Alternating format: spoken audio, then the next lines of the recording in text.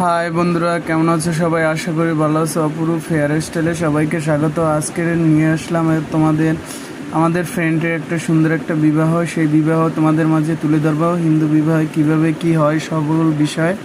তো প্রথমে আমরা বরযাত্রী নিয়ে গেলাম, তারপরে সুন্দর মতো আমাদের যে আনুষ্ঠানিকতা সেইটা দিল। তো অনেক হাসি ঠাট্টা মজা এবং বর কনেকে কীভাবে আপ্যায়ন করা হয় সেই বিষয়গুলো তোমাদের মাঝে তুলে ধরা হয়। তো প্রথমে বরকনে মানে বর আসলো, আসার পরে তা গেটের সামনে সুন্দর মতো ধরলো। তো ধরে শালিরাও অনেক শালি থাকে, শালা থাকে, সবাই মিলে তো সুন্দর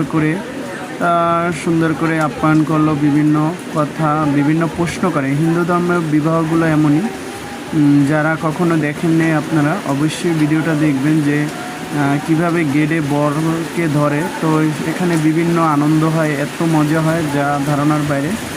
তো তোমাদের মাঝে দেখাবো যে কি আনন্দগুলো হয় সব দেখো যে এখানে। তারপরে গেট ধরার পরে আমরা চলে আসলাম বরকে নিয়ে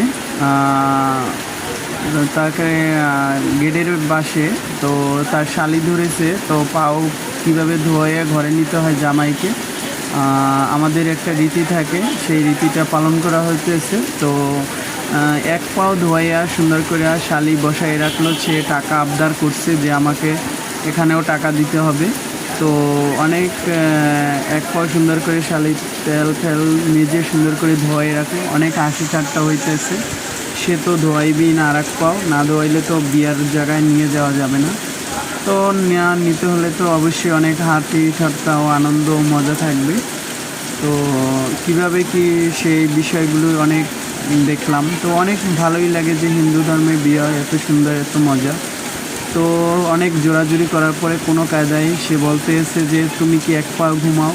সে বলতেছে হ্যাঁ আমি এক পায়ে ঘুমাই, আমি ধুইতে পারবো না, তো ধুইতে হলে আমার টাকা দরকার। তো অনেক অনুনয় বিনয় করার পরে তাকে বলার পরে টাকা নিতেছে না, তো এক পা ধরেই রাখছে। দেখা যাইতে যে লাস্টে যে তাকে বলা হইতেছে যে দেখো আপু তুমি করো। তো অনেক কষ্টে কী করে রাজি করাইতেই পারতেছি না। পাশে তো আবার বড় আপুরা আছে, তারা তো বিভিন্ন কোয়ালিটি। তারা বলতেছে যে হ্যাঁ সুন্দর করে দিব ধরাইয়া। তা না দেওয়ার পরে তা অনেক কষ্ট মষ্ট করে মানে এক পা ধোয়াইয়া বসাই রাখছে। ওদিকে বৃষ্টি তো পড়তেই আছে, আর আষাঢ় মাসে বিবাহ তো জানেন, তো প্রচুর বৃষ্টি। আর ওদিকে বৃষ্টি পড়তেছে কোনো রকম রাজি না হওয়ার কারণে। তো বারবার আমার ভাই বলতেছে দেখো উপরে বৃষ্টি পড়তেছে, সে তো কোনো কায়দায় রাজি